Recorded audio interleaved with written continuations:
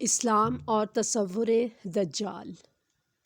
رسول اکرم صلی اللہ علیہ وآلہ وسلم کا ارشاد مبارک ہے کہ قیامت سے پہلے مختلف فتنے ظاہر ہوں گے۔ آپ صلی اللہ علیہ وآلہ وسلم نے امت کو نہ صرف ان فتنوں سے آگاہ کیا بلکہ ان فتنوں کی شدت کے بارے میں بڑی وضاحت سے امت کو خبردار کیا۔ چنانچہ آپ صلی اللہ علیہ وآلہ وسلم نے فرمایا، میں آنے والے فتنوں کو تمہارے گھروں میں بارش کے قطروں کی طرح گرتا دیکھ رہا ہوں۔ چنانچہ آپ صلی اللہ علیہ وآلہ وسلم نے امت کو ان فتنوں اور علامات قیامت سے تفصیل سے آگاہ فرمایا، اور مقصد یہ تھا کہ ہم ان فتنوں میں اپنے دین و ایمان کو بچانے کی ہر ممکن کوشش کریں، ثابت قدم رہیں اور اس عارضی دنیا کی چمک دمک کے فریب میں مبتلا ہو کر آخرت کا خسارہ ہرگز نہ کریں۔ رسول اکرم صلی اللہ علیہ وآلہ وسلم نے جس طرح دوسرے فتنوں کے بارے میں امت کو آگاہ فرمایا ہے، اسی طرح بعض جنگوں کے بارے میں بھی پیشن گوئیاں فرمائی ہیں۔ یہ بات تو واضح ہے کہ امت محمدیہ کا سب سے پہلا جہاد آپ صلی اللہ علیہ وآلہ وسلم کی قیادت میں مشرکین مکہ کے خلاف میدان بدر میں لڑا گیا، اور سب سے آخری جہاد سیدنا عیسیٰ علیہ السلام کی قیادت میں سرزمین فلسطین میں لڑا جائے گا، لیکن اہل اسلام کو ان کے علاوہ بھی بہت سی جنگیں لڑنا پڑیں گی۔ رسول اکرم صلی اللہ علیہ وآلہ وسلم نے مسلمانوں کے ہاتھوں جزیرۃ العرب، ایران، روم اور دجال کے مغلوب ہونے کی پیشن گوئی فرمائی ہے۔ حضرت نافع بن عتبہ رضی اللہ تعالیٰ عنہ کہتے ہیں، رسول اللہ صلی اللہ علیہ وآلہ وسلم نے فرمایا، تم لوگ جزیرۃ العرب کے لوگوں سے جہاد کرو گے اور اللہ اسے فتح کر دے گا، پھر ایران سے جہاد کرو گے، اللہ اسے بھی فتح کر دے گا، پھر اس کے بعد روم والوں سے جہاد کرو گے، اللہ اسے بھی فتح کر دے گا، پھر تم دجال سے جہاد کرو گے، اللہ اسے بھی فتح کر دے گا۔ اسے مسلم نے روایت کیا ہے۔ حضرت ابو ہریرہ رضی اللہ تعالیٰ عنہ کہتے ہیں، رسول اکرم صلی اللہ علیہ وآلہ وسلم نے فرمایا،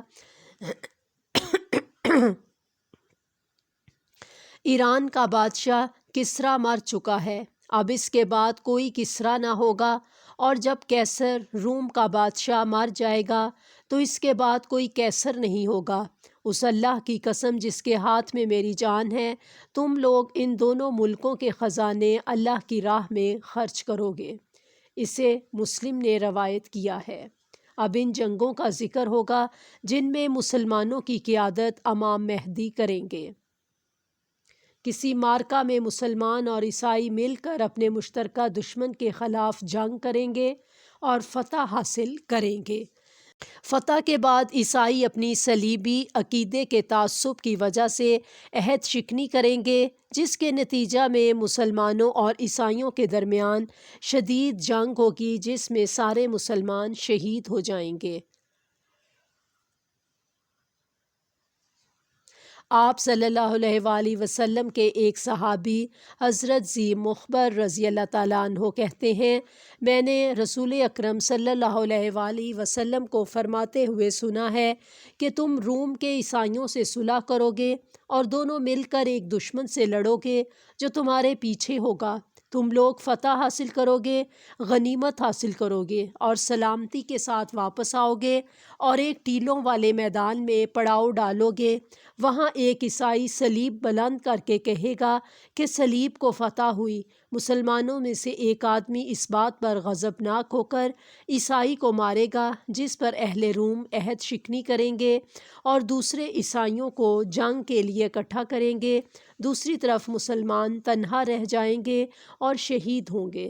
اسے ابو داؤد نے روایت کیا ہے۔ حضرت حسان بن عطیہ رضی اللہ تعالیٰ عنہ کی حدیث بھی ایسی ہی ہے جس میں اتنے الفاظ زیادہ ہیں۔ عیسائیوں کی عہد شکنی کے بعد وہ جنگ کرنے کے لیے اپنے اتحادیوں کو اکٹھا کریں گے تو مسلمان جلدی جلدی اپنے ہتھیاروں کی طرف جائیں گے اور عیسائی اتحادیوں سے جنگ کریں گے۔ اللہ تعالیٰ اس جماعت کو شہادت کے شرف سے نوازے گا۔ اسے ابو داؤد نے روایت کیا ہے۔ عیسائی اتحادی اس معرکہ میں مسلمانوں کے خلاف 9,60,000 کا لشکر جرار اکٹھا کریں گے۔ حضرت عوف بن مالک کہتے ہیں کہ رسول اللہ صلی اللہ علیہ وآلہ وسلم نے ارشاد فرمایا، اہل روم اور تمہارے درمیان صلح ہوگی، پھر اہل روم تمہارے ساتھ غداری کریں گے اور تمہارے مقابلے میں 80 جھنڈوں یعنی 80 ممالک کے ساتھ فوج لے کر آئیں گے، ہر جھنڈے کے نیچے 12,000 فوج ہوگی۔ اسے ابن ماجہ نے روایت کیا ہے۔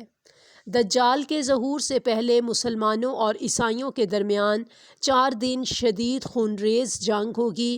پہلے 3 دن مسلمان مغلوب اور عیسائی غالب ہوں گے، چوتھے دن اللہ تعالیٰ مسلمانوں کو غلبہ عطا فرمائیں گے اور عیسائیوں کو شکست ہوگی۔ یہ جنگ اس قدر خون ریز ہوگی کہ اس سے پہلے ایسی خون ریز جنگ کسی نے نہ دیکھی ہوگی۔ 99% لوگ مارے جائیں گے اور اس جنگ کے فوراً بعد دجال کا ظہور ہوگا، جس کی خبر لانے کے لیے مسلمان 10 آدمیوں کو گھوڑوں پر روانہ کریں گے۔ حضرت عبداللہ بن مسعود رضی اللہ تعالیٰ عنہ کہتے ہیں، قیامت قائم نہیں ہوگی حتیٰ کہ میراث تقسیم ہوگی، نہ ہی کسی کو مال غنیمت حاصل ہونے کی خوشی ہوگی، یعنی جنگوں میں آدمی اتنے زیادہ مارے جائیں گے کہ میراث یا مال غنیمت لینے والا کوئی نہیں بچے گا۔ پھر حضرت عبداللہ بن مسعود رضی اللہ تعالیٰ عنہ نے اپنے ہاتھ سے شام کی طرف اشارہ کیا اور کہا، عیسائی اس طرف یعنی روم کی طرف مسلمانوں کے خلاف لڑنے کے لیے جمع ہوں گے اور مسلمان بھی ان کے ساتھ جنگ کرنے کے لیے جمع ہو جائیں گے۔ راوی نے حضرت عبداللہ بن مسعود رضی اللہ تعالیٰ عنہ سے پوچھا، دشمن سے تمہارا مطلب عیسائی ہیں؟ حضرت عبداللہ بن مسعود رضی اللہ تعالیٰ عنہ نے کہا، ہاں، اس وقت شدید لڑائی شروع ہوگی، مسلمانوں کا ایک لشکر شہادت یا فتح کا عہد کر کے آگے بڑھے گا اور دونوں لشکروں کے درمیان شدید جنگ ہوگی حتیٰ کہ رات چھا جائے گی اور دونوں لشکر فتح و شکست کے بغیر جنگ بند کر دیں گے۔ مسلمانوں کے لشکر کا جنگ میں شریک ہونے والا حصہ سارے کا سارا قتل ہو جائے گا۔ دوسرے دن مسلمانوں کے لشکر کا ایک حصہ پھر جنگ میں شہادت یا فتح کا عہد لے کر شریک ہوگا، رات ہو جائے گی، دونوں لشکر فتح و شکست کے بغیر جنگ روک دیں گے۔ مسلمانوں کی فوج کا جنگ میں شریک ہونے والا دوسرا حصہ بھی سارے کا سارا قتل ہو جائے گا۔ تیسرے روز مسلمان پھر اپنی فوج کا ایک حصہ میدان جنگ میں بھیجیں گے جو شہادت یا فتح کا عہد کر کے جائے گا۔ شام تک لڑائی ہوگی اور دونوں لشکر فتح و شکست کے بغیر جنگ بند کر دیں گے۔ مسلمانوں کی فوج کا تیسرا حصہ بھی سارے کا سارا جنگ میں قتل ہو جائے گا۔ چوتھے روز مسلمانوں کی باقی ساری فوج جنگ میں حصہ لے گی۔ اس روز اللہ تعالیٰ مسلمانوں کو کافروں پر غلبہ عطا فرمائے گا۔ اس روز ایسی شدید لڑائی ہوگی کہ ایسی لڑائی نہ آئندہ کوئی دیکھے گا، نہ ماضی میں کسی نے دیکھی ہوگی۔ اتنی اموات ہوں گی کہ ایک پرندہ ان لاشوں کے اوپر اڑنا شروع کرے گا، اسے اڑتے اڑتے موت آ جائے گی لیکن لاشیں ختم نہیں ہوں گی۔ ایک باپ کے 100 بیٹے ہوں گے، ان میں سے صرف ایک زندہ بچے گا، یعنی اس جنگ میں 99% لوگ مر جائیں گے۔ ایسی حالت میں مال غنیمت کی خوشی کسے ہوگی اور کن لوگوں میں میراث تقسیم کی جائے گی؟